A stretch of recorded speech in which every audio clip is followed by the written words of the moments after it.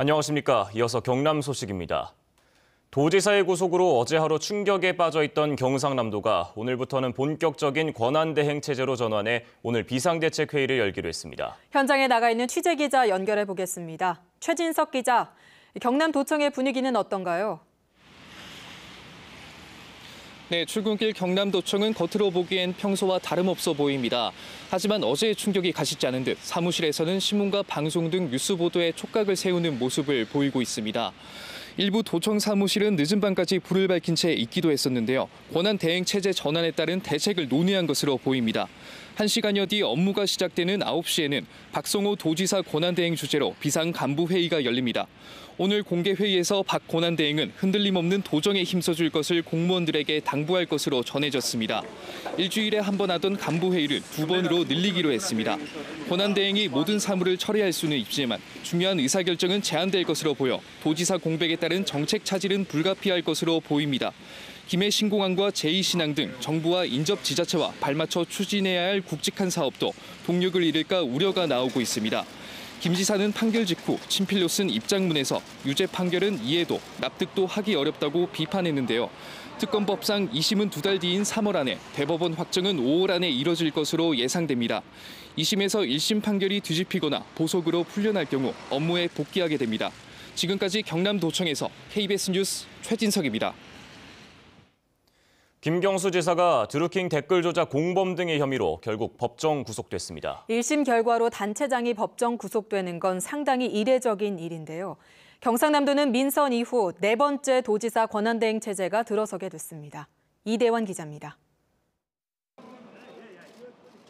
김경수 경남지사가 법정 구속된 건 댓글 조작 혐의에서 징역 2년 실형이 선고됐기 때문입니다. 보통 법원은 재판 도중 1심의 유죄가 인정되더라도 현역 단체장은 법정 구속을 피해왔습니다. 전임 홍준표 지사도 불법 정치자금 수수 혐의로 재판을 받을 때 1심에서 유죄가 인정됐지만 법정 구속되지는 않았습니다. 하지만 김 지사에 대한 재판부는 이례적으로 법정 구속을 실행했습니다.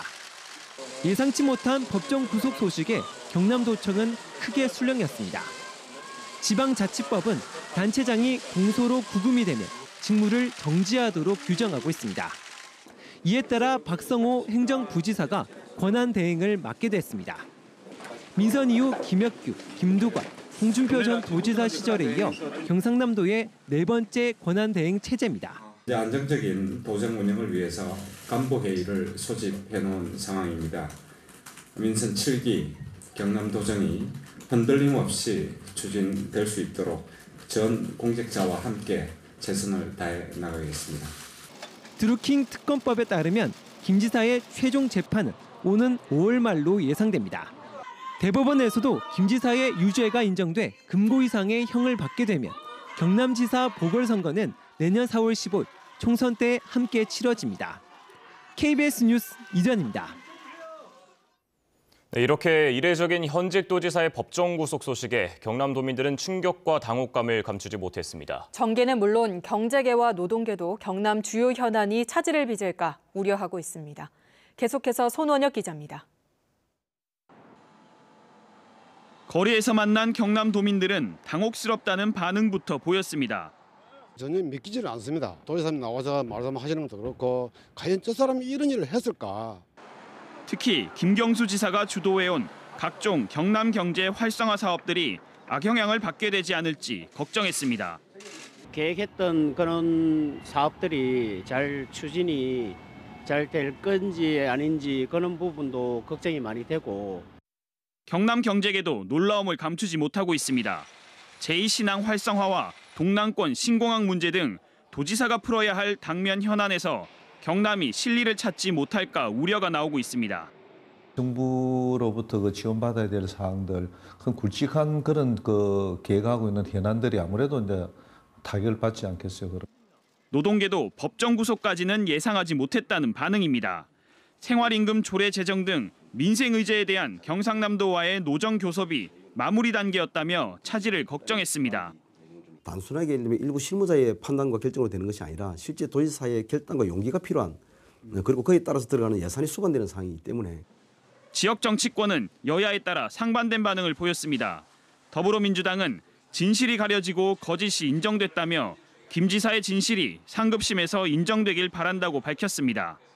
자유한국당과 바른미래당은 도민 사과와 도지사직 사퇴를 촉구했고 정의당과 노동당은 지사 공백에 따른 도정 악영향이 없어야 한다고 논평했습니다.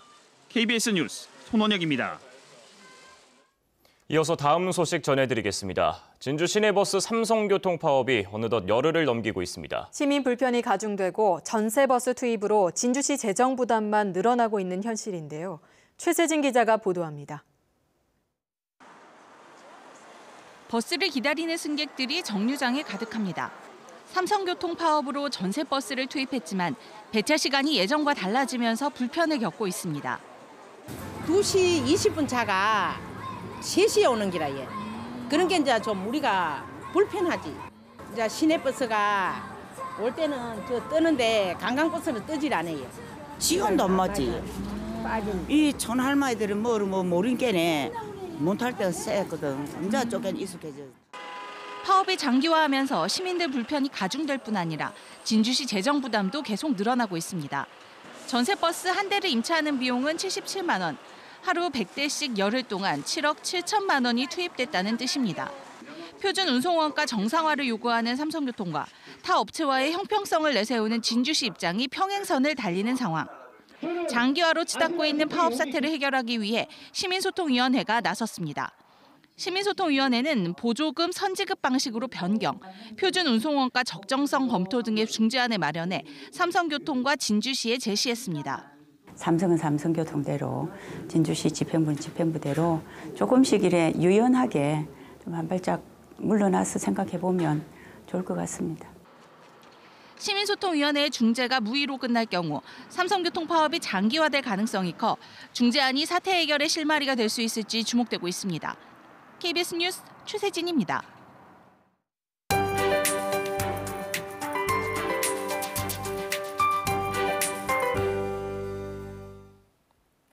모처럼 만에 비다운 비가 내리고 있습니다. 밤사이 남부지방으로 비구름이 유입되면서 현재 경남 지역에서도 비나 눈이 내리고 있습니다. 특히 기온이 낮은 경남 서부 내륙으로는 눈발이 날리고 있는데요. 산청과 함양, 거창에는 대설주의보까지 내려져 있습니다. 이들 지역으로는 오늘 하루 최고 8cm의 적설이 예상되고요. 그 밖에 내륙으로도 1에서 5cm가량의 눈이 내려 쌓이겠습니다. 비로 내리는 경우에는 5에서 20mm의 강수량이 예상되고요. 이 눈과 비는 오늘 늦은 오후에 모두 그치겠습니다.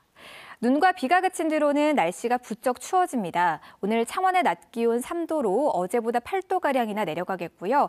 내일 아침에는 영하 7도까지 뚝 떨어지겠습니다. 이렇게 기온이 내려가면서 오늘 내린 눈과 비가 얼어붙을 걸로 예상됩니다. 보행자와 교통안전에 각별히 유의하셔야겠습니다.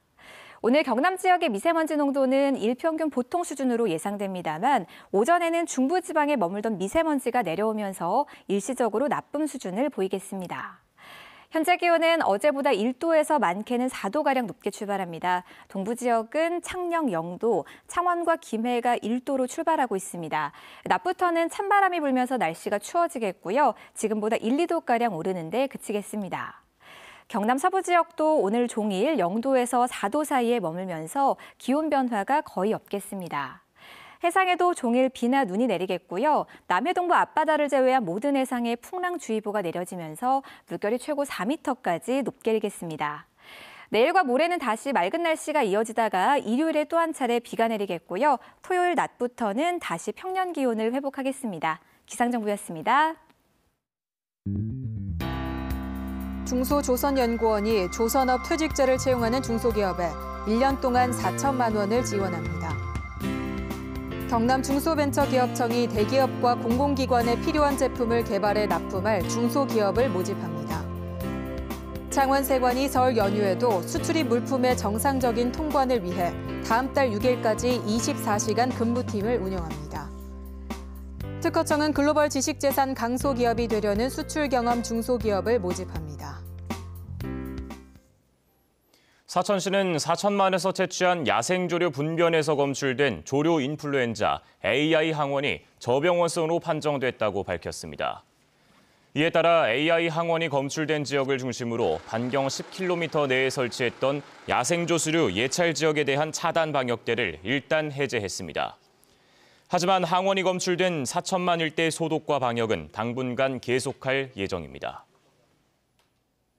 삼성중공업이 올해 첫 수주로 유럽선사와 액화천연가스, LNG 운반선 2척, 총 4,200억 원 규모의 계약을 체결했습니다. 이번에 수주한 LNG 운반선은 18만 세제곱미터급으로 기존 선박보다 연비가 5% 높은 최신 기술이 적용됐습니다. 삼성중공업은 올해 지난해보다 24%가 많은 78억 달러를 수주 목표로 잡고 있습니다.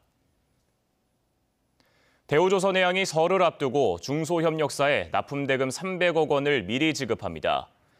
대우조선은 다음 달 11일 지급 예정이었던 자재대금을 열흘 정도 앞당겨 이달 31일까지 조기 지급할 예정이라고 설명했습니다.